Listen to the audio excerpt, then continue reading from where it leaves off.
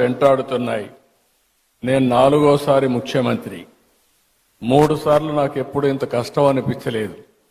ఇప్పుడు నాకే అర్థం కావడం ఎంత తొవ్వితే అంత బాధలన్నీ బయట వస్తున్నాయి. ఒక పక్క మనసు ఉంది, దూసుకుపోవాలనే మనస్తత్వం ఉంది.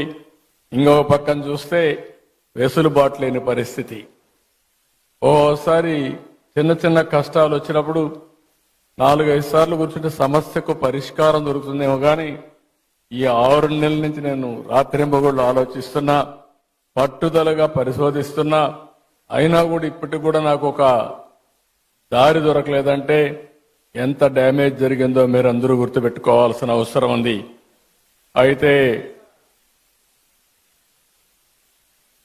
కానీ నాకు ఒక బాధ్యత మీరందరూ ఇచ్చారు. ఆ బాధ్యతతో తప్పకుండా ఎట్టి పరిస్థితిలో మళ్ళీ